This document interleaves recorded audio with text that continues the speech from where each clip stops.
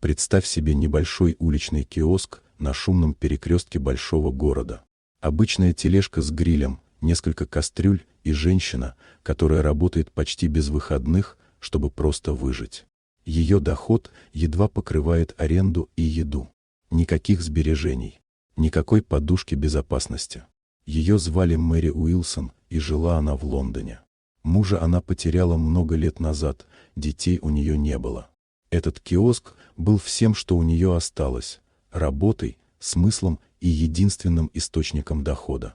Иногда день выдавался удачным, но чаще всего денег хватало лишь впритык. Однажды холодным весенним днем к киоску подошли трое мальчиков. Худые, грязные, в поношенной одежде и с дырками в обуви. Им было не больше 8 или 9 лет. Они не шумели, не просили настойчиво, просто стояли и молча смотрели на еду, которая жарилась на гриле. Мэри сразу их заметила. Бездомных детей в городе она видела и раньше, но в этих троих было что-то особенное.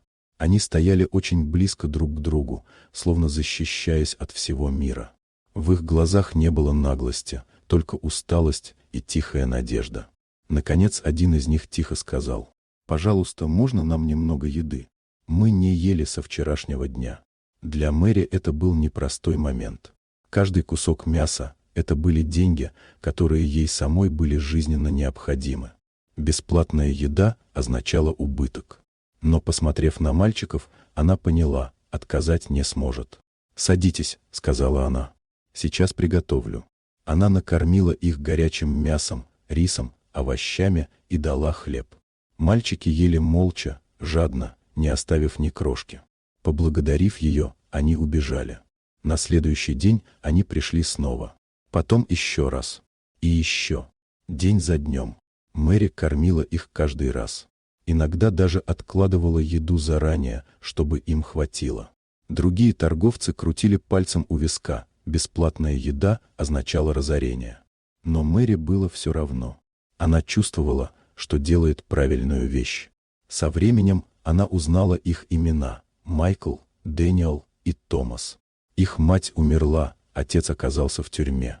Они жили на улице, ночевали в заброшенных зданиях. Для них Мэри стала почти матерью. А потом однажды они просто исчезли. Прошли дни, недели, месяцы. Мэри пыталась узнать, что с ними случилось, но безуспешно.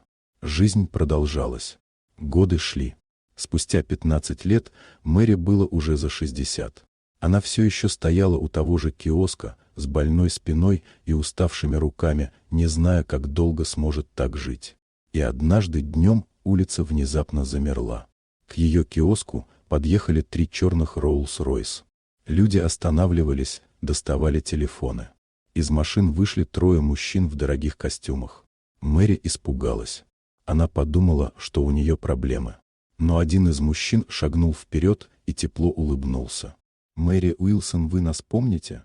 Она всмотрелась и узнала глаза. «Майкл?» – прошептала она. «Да, а это Дэниел и Томас». Мэри не сдержала слез. Те самые мальчики стояли перед ней, взрослые, уверенные, успешные. Они рассказали, что после исчезновения их забрали социальные службы, распределили по приемным семьям. Они учились, работали, строили карьеру. Майкл стал девелопером, Дэниел основал эту компанию, Томас сделал карьеру в финансах. «Когда мы были голодны, — сказал Майкл, — вы дали нам не только еду. Вы дали нам надежду». Они вручили ей чек на 5 миллионов фунтов и сообщили, что купили для нее квартиру в хорошем районе. Полностью оплачено. Без условий. Мэри пыталась отказаться, но Томас мягко сказал: «Мы знаем, что вы ничего не ждали.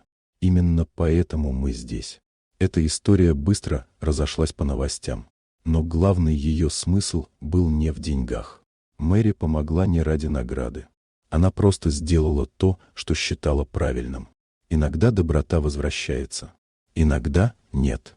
Но это никогда не должно быть причиной, чтобы не помогать.